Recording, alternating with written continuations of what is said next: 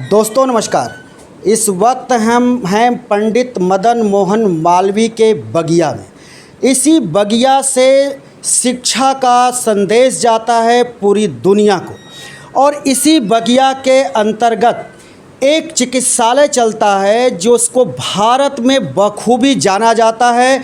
उसको बीएचयू के नाम से तो लोग जानते हैं, लेकिन वो सर सुंदरलाल हॉस्पिटल है।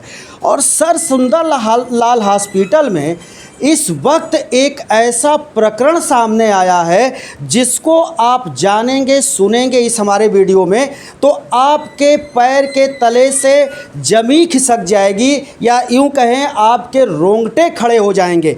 जिस डॉक्टर साहब के पास आपके दिल की धड़कन को सहेजने की जिम्मेदारी है, आज वो डॉक्टर साहब अपने जान की बाजी लगा दिए हैं सिर्फ और सिर्फ आपके लिए, समाज के लिए, जनता के लिए।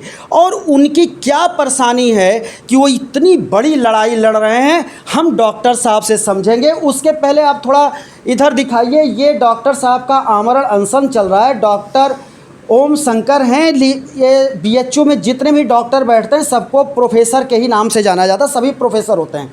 आपका जो आरोप है कि जो यहाँ के चिकित्सा अधीक्षक हैं डॉक्टर के गुप्ता, वो यहाँ पे जो बेड अलॉट है डॉक्टर साहब के कार्डियोलॉजी डिपार्टमेंट के लिए, उसको वो नहीं दे रहे हैं और तमाम अनियमितताएं हैं। और ऐसा भी नहीं है कि डॉक्टर साहब पहले ऐसे यहाँ के चिकित्सक हैं जो कि इसके शिकार हुए यहाँ के राजनीति के।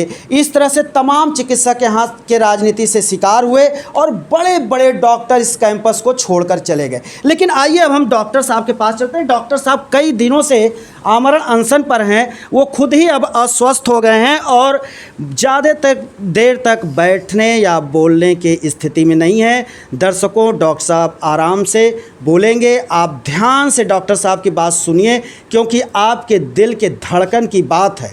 और आज जिस तरह से लोग जिम में चलते, शादी ब्याह में नाचते, बरमाला डालते, या तो दुल्हन या दुल्हा ये चल बस रहे हैं, उस सब पे डॉक्टर साहब अपने आप को जो है बताएंगे। लेकिन डॉक्टर साहब की पीड़ा क्या है पहले आप सुनिए, क्योंकि डॉक्टर साहब की पीड़ा जानना सबसे ज़रूरी है आपके लिए। डॉक्टर साहब की दो चार पीड़ाएँ हैं जो मैं बताना चाहता हूँ। सबसे मेरी पीड़ा ये है कि इस देश के जो आम नागरिक हैं उनको आज स्वास्थ्य के मौलिक अधिकार प्राप्त नहीं है, उनको शिक्षा के मौलिक अधिकार प्राप्त नहीं है। और शिक्षा और स्वास्थ्य के मौलिक अधिकार प्राप्त नहीं होने की वजह से आज इस देश की 90% जनता वो गरीब है, लाचार है, बेचार है, बेकार है और वो 5 किलो अनाज पर अपने जीवन गुजर, फ्री के अनाज पर जीवन बसर करने को मजबूर है। और ये जो पीड़ा है वो उसी व्यक्ति को जो आज 5 किलो अनाज पर निर्भर हैं उसको आत्मनिर्भर बनाने के लिए है। क्योंकि कोई भी देश, कोई भी समाज और कोई भी राष्ट्र तब तक मजबूत नहीं हो सकता है जब तक उस देश समाज में रहने वाले व्यक्ति मजबूत ना हो। व्यक्ति स्वस्थ होकर मजबूत होंगे, शिक्षित होकर वो हीरे की तरह चमकेंगे और जब ये हीरा समाज में विकसित होकर कार्य करेगा, रोजगार करेंगे, तो वो समाज और राष्ट्र विकसित होगा और गरीबी उसके हज़ारों किलोमीटर पास नहीं भटकेगी। तो ये लड़ाई जो है, ये मूलभूत लड़ाई है जो आज से 1.5 दशक पहले शुरू हुई थी, जिसकी वजह से 4 बार आमरण अनशन कर चुका हूँ, जो आज भी न तो पक्ष न ही विपक्ष के मुख्य मुद्दों में शामिल हैं। और इसीलिए चाहे पक्ष के लोग हों या विपक्ष के लोग हों, उसके लिए देश के विकास की जो परिकल्पना है वो कुछ लोगों के विकास तक सीमित रहने की परिकल्पना है। लेकिन जो वास्तविक विकास की जो सोच है वो इससे जनित होगी कि स्वास्थ्य और शिक्षा जैसे मौलिक अधिकार इस देश के सभी नागरिकों को उपलब्ध कराएं। इसलिए पहली मेरी आप लोगों से, आपके माध्यम से ये अपील है कि सभी जनता आप उनको ही वोट दें जो आपको स्वास्थ्य और शिक्षा के मौलिक अधिकार दिलाए, जिससे कि आप कोयले से हीरे की तरफ चमकने लगे, यानी कि एक मानव पूंजी के रूप में तैयार हो। क्योंकि अगर जब तक एक व्यक्ति, जैसे मैं एक डॉक्टर हूँ, आज मैं किसी की जान बचाने में इसलिए सक्षम हूँ क्योंकि इसके लिए मैंने 15 सालों तक ट्रेनिंग ली है। वो ट्रेनिंग हर तरह के हर व्यक्ति को इस देश के ट्रेनिंग मिलनी चाहिए, अलग अलग, यानी स्किल्ड पीपल को तैयार करना है। सर, आपने बहुत बड़ी लड़ाई लड़ रहे हैं। आप बता रहे हैं 4 बार आपने अनशन किया है।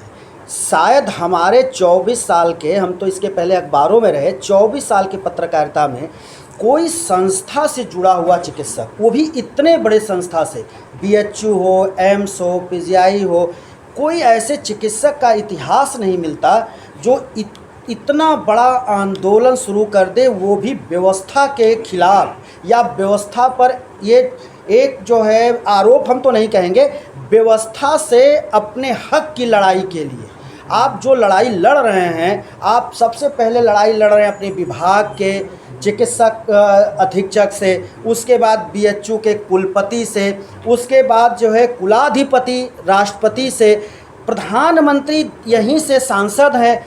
इतनी बड़ी, मतलब देश के सबसे बड़े सिंहासन से आप लड़ाई लड़ रहे हैं। कहीं आपको डर नहीं लगता कि आपको टर्मिनेट कर दिया जाएगा?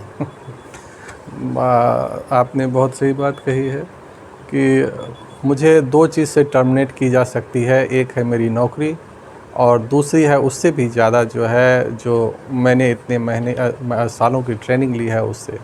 लेकिन मेरी जो बुद्धि है उससे मुझे टर्मिनेट नहीं किया सकता है, वो हमेशा हमारे पास है। और इसके बगैर भी मैं इस समाज को और इस देश को बदलने में सक्षम हूँ। और मैं ये जानता हूँ कि हर व्यक्ति का जो मानव के तौर पर पैदा लिया है, एक सीमित कार्य अवधि है, कार्यकाल है, यानी लाइफ स्पैन है। मैं अनंत काल के लिए ज़िंदा नहीं रहने वाला हूँ। मैं अपने इस मानव जीवन को मानवों के उत्थान के लिए समर्पित कर दिया है। सर, आप अपनी जान को जोखिम में डाल दिए हैं, लेकिन लोगों के जान बचाने के लिए आप इतनी पीड़ा के बावजूद लोगों को यहाँ देख रहे हैं, लोगों का इलाज कर रहे हैं, लोगों के लिए आप दवाइयाँ लिख रहे हैं। ये शक्ति आपको कैसे आ रही है, कहाँ से आ रही है? ये शक्ति माँ के आशीर्वाद से, पिताजी के आशीर्वाद से और अपनी ईमानदारी से आ रही है। सर, एक बात बहुत अहम है, आप प्रधानमंत्री नरेंद्र मोदी से जो ये लड़ाई लड़ रहे हैं, आपको हमने सुना कि आप कई बार उनको एक ज्ञापन भी भेजा मिलने के लिए, वो नहीं मिले। लेकिन आपको कहीं ये मन में कचोटता है कि जब भी प्रधानमंत्री के सामने कोई देश का बड़ा मुद्दा आता है और उनसे या उनकी पार्टी से जुड़ा हुआ, या जहां उनको लगता है कि यहाँ मेरा अहित है, तो प्रधानमंत्री चुप हो जाते हैं और कुछ नहीं बोलते। ये दुखद है। और मैं वास्तव में कहूँ तो मेरी लड़ाई ना तो व्यक्तिगत है, ना किसी पार्टी, किसी जाति, किसी धर्म से है। मेरी लड़ाई सिर्फ मनुष्य को मनुष्य बनाने की है, और मेरे सिर्फ आर्गूमेंट हैं। मैं अपने जो तर्क हैं, जो होने चाहिए एक अच्छे समाज के निर्माण के लिए, एक देश के निर्माण, एक अच्छे मजबूत राष्ट्र के, और सच में सोने की चिड़िया बनने की जो अवधारणा है, उसके लिए लड़ाई है।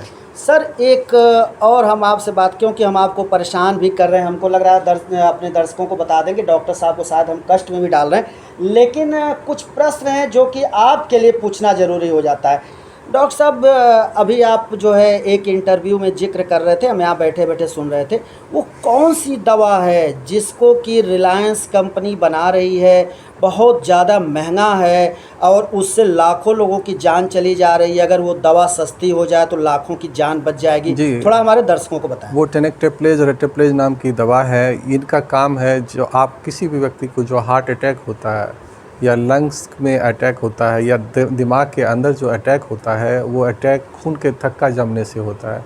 उस थक्के को घुलने के लिए जो दवा की ज़रूरत होती है, वो ये दवा है। और चाहे वो ब्रेन स्ट्रोक हो, लंग्स में स्ट्रोक हो, या पैरों में स्ट्रोक हो, या हार्ट में स्ट्रोक हो, जहाँ भी ये स्ट्रोक हो, उस स्ट्रोक में जो ब्लड क्लॉट को डिज़ोल्व करने की वो दवा है, उसके राइट्स जो है सिर्फ रिलायंस इंडस्ट्रीज़ के पास है। और ये जो दवा है ये पेटेंट क्या होता है, एक ऐसी अवधि होती है दवा के निर्माण के बाद जिसमें कि कंपनियां वो पावर अपने पास रखती है उस जिसमें मनमाने ढंग से अपने रेट निर्धारित करती है। लेकिन ये जो दवाएं हैं ये पेटेंट से बाहर हो चुकी है, यानी उसके बाद भी इतनी महंगी बिक रही है जबकि ऑटोमेटिकली इसको सस्ती बिकनी चाहिए। और अगर ये दवाएं 1000 में का 2000 1500 में कर दी जाए, 500 में कर दी जाए तो हर साल लाखों जानें बचाई जा सकते हैं। यानी कि रिलायंस इंडस्ट्री के जो कुछ मुनाफे की वजह से हर साल लाखों आदमी मर रहे हैं। आप इस तरह से इसको देख सकते हैं। इसके लिए जब पिछले 6 महीना और बजट से थोड़ा पहले जब प्रधानमंत्री आए थे, एक तो ये मसला मैंने उठाया था, दूसरा मैंने कहा था कि हृदय रोग जो है लगातार इस समाज में देश में बढ़ रहा है, खास करके कोविड वैक्सीनेशन के बाद, जबकि कंपनी ने भी मान लिया है कि ब्लड क्लॉट जो है फॉर्म कर रहा है उस वैक्सीन की वजह से। और ये बात मैं पहले दिन से कह रहा हूँ, जब मैंने वैक्सीन कभी नहीं लगाया, मैं वैक्सीन का हमेशा विरोध करता रहा। और उसके पीछे का तर्क ये रहा कि जिस समाज में ऑलरेडी 2 कोविड के वेव आ चुके हैं उसको तो 2 वैक्सीन पहले से लग चुका है, तो अब तीसरी वैक्सीन जो कमज़ोर है वो लगाने का क्या मतलब है। और वो वैक्सीन जो किसी को कोविड से रोकता नहीं है उस वैक्सीन को क्यों लगाना है। इसमें ये वैक्सीन बनाने कंपनी ने आखिर सरकार में विद्यमान लोगों को क्यों 50 करोड़ से ज़्यादा धन जो दिए, अगर उन्होंने गलत कार्य नहीं किया तो पैसा क्यों दिया उन्होंने। ये सब सवाल हैं। इसके अलावा जो बनारस हिंदू यूनिवर्सिटी की जो असली सवाल है जिसकी वजह से अभी आमरण अनशन पे है, 2 मिनट में वो भी बता देना चाहूँगा कि बनारस हिंदू यूनिवर्सिटी जो ये सर्व विद्या की राजधानी है, जहाँ के ना तो हम काम्य राज्यम न स्वर्गम न पुनर्भवम, यानी कि हमें कहा था जिसकी वो अवधारणा थी, उसके ही कुर्सी पर बैठ के वो कह रहे हैं कि सारा पैसा हमारा है और मैं ही राजा हूँ और हम यहाँ पर किसी कानून को नहीं मानते और इस समाज को नहीं मानते। बनारस हिंदू यूनिवर्सिटी को, बगिया को नष्ट करके पूंजीपतियों के हाथों टुकड़ों में बेच रहे हैं, यहाँ के पेड़ों को काट कर बेच रहे हैं, या इसके विकास के लिए जो धन आ रहे हैं उस पर गलत लोगों की गलत तरीके से नियुक्तियां करके उनको पैसे बांटे जा रहे हैं, उसको ऑबलाइज किया जा रहा है। अब उसके रिटर्न में क्या मिल रहा है ये तो वही बता सकते हैं। और बनारस हिंदू यूनिवर्सिटी के ही चिकित्सा विज्ञान संस्थान में एक अपराधी पिछले 3 साल से ज़्यादा समय से चिकित्सा अधीक्षक बने हैं और वही हृदय रोगियों के जीवन जीने के अधिकार के साथ खिलवाड़ कर रहे हैं। यहाँ के जो सबसे इंस्टीट्यूट के सबसे बड़े अधिकारी होते हैं उसको हम डायरेक्टर साहब कहते हैं, उनके पास बेड डिस्ट्रीब्यूशन का अधिकार है। हृदय रोगियों को उन्होंने नए भवन में संपूर्ण 4था तल्ला और आधा 5वां तल्ला दिया था, लेकिन चिकित्सा अधीक्षक महोदय ने उसमें से आधे बेड्स पर लगातार पिछले 2 साल से ज़्यादा समय से ताला लगा कर रखा है, जिसमें 35,000 से ज़्यादा लोगों को बेड खाली रहते हुए बेड नहीं मिला और उसमें से हज़ारों लोगों की जानें चली गई।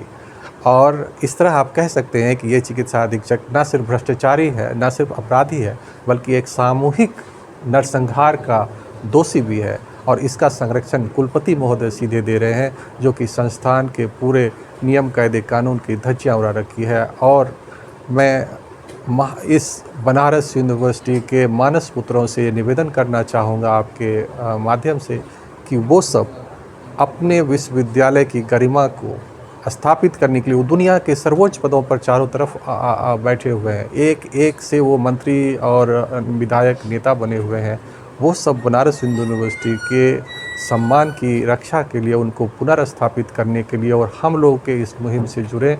एक्चुअली ये मेरा मुहिम नहीं है, उनका ही मुहिम है, आम जनता का मुहिम है, मुझे क्या लेना है इस मुहिम से। लेकिन मैं एक भावनात्मक रूप से जुड़ा हुआ यहाँ से हूँ, हर जगह से छोड़कर यहाँ पर आम लोगों को स्वास्थ्य के मौलिक अधिकार और शिक्षा के मौलिक अधिकार दिलवाने आया था। जहाँ पर कि हृदय विभाग जहाँ मैंने ज्वाइन किया था, जब मैं यहाँ आया था तो यहाँ पर एंजियोग्राफी एंजियोप्लास्टी तक नहीं होती थी।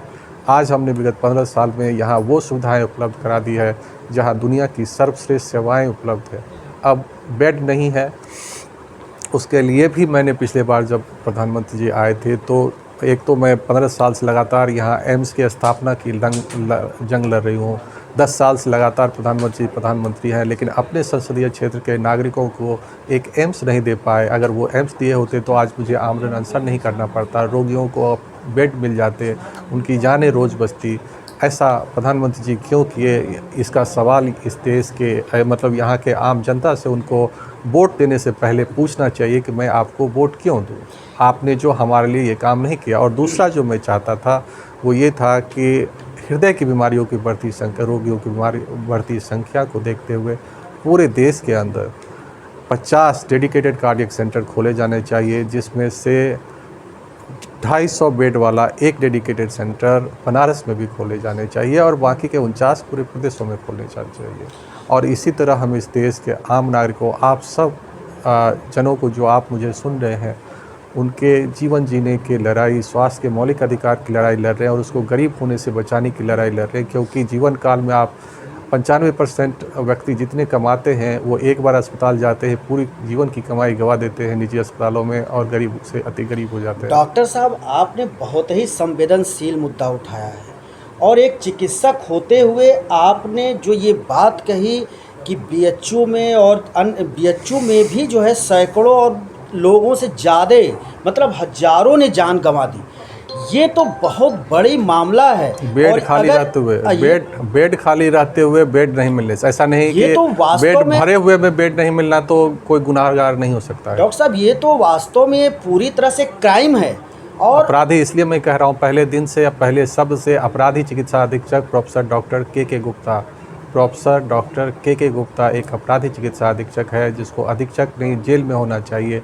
उनको आजीवन कारावास की सजा दी जानी चाहिए और अगले जन्म तक उसको कारावास में रखना चाहिए। दोस्तों, ये लोकसभा का चुनाव चल रहा है, निश्चित तौर पर डॉक्टर साहब के संवेदनशील बातों को सुनने के बाद ही आप मतदान करें। यहाँ से प्रधानमंत्री नरेंद्र मोदी चुन करके जाते हैं। यहाँ आपके गार्जियन, आपके घर के लोग जान गंवा रहे हैं यहाँ के इस तरह की लापरवाही से, और डॉक्टर साहब को खुद अनशन पर उतरना पड़ रहा है। ये जो है भारत का पहला मामला है, दुनिया का पहला मामला है। डॉक्टर साहब, एक और हम आपको जानकारी के लिए और यहाँ जो आपके लोग हैं उनकी जानकारी के लिए बता दें, हमने जो है मंडली हॉस्पिटल शिव प्रसाद गुप्त कबीर चौरा के नाम से जाना जाता है, वहाँ के सीएमएस से हमने एक बार इंटरव्यू किया था कोरोना काल में। उन्होंने जब हमसे उनसे पूछा कि क्या आपके पास जो है कार्डियोलॉजिस्ट कोई डिपार्टमेंट है, कोई हृदय रोग विशेषज्ञ है या हृदय रोग के लिए कोई व्यवस्था है, उन्होंने कहा मेरे पास कुछ नहीं है, मेरे पास डॉक्टर भी नहीं है। यानी जिस रास्ते, क्या नाम था डॉक्टर साहब का? उस समय सीएमएस हुआ करते थे, हमको लगता है कोई श्रीवास्तव जी थे और सीएमओ थे आपके डॉक्टर बीबीसी। तो हम ये बताना चाहते हैं अपने दर्शकों को, डॉक्टर साहब के साथ जब ये चर्चा चल गई तो उसी रास्ते से प्रधानमंत्री नामांकन के दौरान 2 बार आए गए। जब भी बनारस उसी रास्ते से नहीं, बीएचयू में भी आए और उन्होंने यहाँ के उनकी मुलाकात यहाँ के कुलपति महोदय से भी हुई, लेकिन क्या पता कि क्या मुलाकात हुई कि उनको कोई कार्रवाई करने का निर्देश दिया उन्होंने या नहीं दिया, ये तो आने वाला वक्त बताएगा। तो हमारे कहने का मतलब कि प्रधानमंत्री भी उसी रास्ते से गुजरते हैं और मुख्यमंत्री हर हफ्ते आते हैं बाबा विश्वनाथ दर्शन करने और वहीं से गुजरते हैं। उनके फ्लीट में वहीं का एम्बुलेंस भी शामिल होता है। लेकिन ये इतना संजीदा मामला होते हुए क्या उनको कार्डियक अरेस्ट नहीं हो सकता है? नहीं आएगा। लेकिन उस कबीर चौरा हॉस्पिटल में ना तो वहाँ आईसीयू है, ना वहाँ सीसीयू है, ना वहाँ वेंटिलेटर की व्यवस्था है। माने उस हॉस्पिटल में उसमें जगह की कमी नहीं है, लेकिन दुर्व्यवस्था ऐसी है कि हृदय रोगियों के लिए वहाँ कोई व्यवस्था नहीं है। हम डॉक्टर साहब तो अभी बात भी कर रहे हैं, लेकिन डॉक्टर साहब से एक बात हम जरूर कहेंगे कि डॉक्टर साहब, आप अपने इसी आंदोलन में, आपसे एक रिक्वेस्ट है, आप अभी हम बहुत कुछ नहीं आपसे चाहेंगे, लेकिन एक रिक्वेस्ट और करेंगे। आप समाज के लिए आप अपने जान को जोखिम में डाले हैं, तो क्यों ना डॉक्टर साहब आपसे एक रिक्वेस्ट कर लें कि बीएचयू के जो डॉक्टर हैं, जो चिकित्सक हैं यहाँ के, वो इसके अंदर सारी जांच की व्यवस्था रहते हुए वो लोगों को जांच के लिए बाहर भेज देते हैं। तो डॉक्टर साहब, अगर आप शामिल कर दें तो निश्चित तौर पर एक और जो है बहुत सोने पर सुहागा होगा। ये शामिल कर नहीं दें, यही लड़ाई 15 सालों से लड़ रहा हूँ। ये शामिल करने की बात नहीं है, इसमें भी आंतरिक जो ये अधिकारीगण हैं वो भ्रष्टाचार वही फैलवाते हैं। एक मिलीभगत है वो ऐसे अकेले नहीं किए जाते हैं ये काम। और इसीलिए मैंने यहाँ पर एक अलग से सिर्फ इन्वेस्टिगेटिव ब्लॉक बनाने के लिए कई बार लिख चुका हूँ कि इसमें जांच केंद्र और एक बहुत बड़ा जांच केंद्र जिसमें कि सभी जांचें एक छत के नीचे हो। जब मैंने ये मुद्दा उठाया तो अभी जो अपराधी चिकित्सा अधीक्षक महोदय हैं, उन्होंने पहले के जो जांच केंद्र थे उसको उन्होंने एक निजी कंपनी के हाथों में बेच दिया। अच्छा, मतलब ये नई जानकारी दे रहे हैं कि ये जो जांच यहाँ पे चल रहे हैं वो किसी को टेंडर दे दिया गया है? जी हाँ, वो टेंडर जो है अवैध टेंडर है, जिनको कि कम से कम सिंगल टेंडर है तो 3 बार एडवर्टाइज करना, एक बार एडवर्टाइज करके एक खास व्यक्ति को सेलेक्टिव टेंडरिंग करके उसको दे दिया गया है। और वो जो जांचें आज कर रहे हैं वो निजी अस्पतालों के ही बराबर जांच दरों में कर रहे हैं और घटिया रिपोर्ट भी दे रहे हैं, जिससे कि हमारी विश्वसनीयता, इस विश्वविद्यालय की विश्वसनीयता आम जनता और मरीजों की निगाहों में घट रही है। डॉक्टर साहब, बाबा विश्वनाथ आपको इस तरह से ये शक्ति जरूर प्रदान करें। हम उनसे यही प्रार्थना करेंगे कि आप जो ये जन सरोकार के मुद्दों को लेकर आप ये लड़ाई लड़ रहे हैं, उसके लिए आपको शक्ति बाबा विश्वनाथ देते रहें और आगे भी आप बढ़ते रहें। हम जैसे पत्रकारों से जो बन पड़ेगा, हम लोग आपके पीछे खड़े हैं और बिना किसी जो है भेदभाव के हम आपके साथ खड़े हैं, इस बात को हम यकीन दिलाते हैं। और डॉक्टर साहब, आपसे बात करते करते दिल खुद ही बैठ गया और ये मामला इतना संजीदा होते हुए तो समझ में नहीं आ रहा है दर्शकों कि ये क्या हाल है, जिसके ऊपर हमारे जान की रक्षा है वही अपराधी बन करके बैठ गया है। हम इस बात को आगे भी बढ़ाएंगे, इसको लेकर बीएचयू से हम कल परसों लगातार हम इस तरह की कवरेज करेंगे। अभी डॉक्टर साहब ने जो बताया कि यहाँ की जांच व्यवस्थाओं को टेंडर के हवाले कर दिया गया और यहाँ क्या खेल हो रहा है, लोगों को बाहर भेजा जाता है और बाहर से ये बातें आती हैं। हम पत्रकार हैं, बाहर से बातें आती हैं कि 30 से 60% तक अब बाहर नहीं भेजी गई है, बल्कि बाहर के ही जांच केंद्र को अंदर ले गई, इससे और ऊपर वाली चीज़ खेल कर दी गई है। अब बाहर भेजने की कोई आवश्यकता नहीं है। बाहर के जो जांच केंद्र है, यानी कि एक गलत कंपनी जो कि ब्लैक लिस्टेड कंपनी है, जिसको गलत तरीके से टेंडर देके अंदर ही बुला दी गई है कि अब बाहर भेजने की ज़रूरत ही क्या है। अब अंदर में ही सब मिलीभगत से खेल होगा।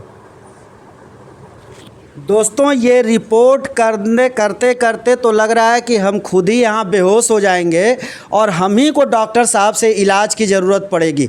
बनारस में जन्म हमने लिया, बीएचयू को ये समझा गया कि ये लाइफ लाइन है, बीएचयू जो जाएगा उसकी जान बच जाएगी। लेकिन आज रोवे हमारे खड़े हो गए डॉक्टर साहब की बातों को सुनकर, आंखें भी जो है हमारी नम हो रही हैं, कुछ हम भावुक भी हैं।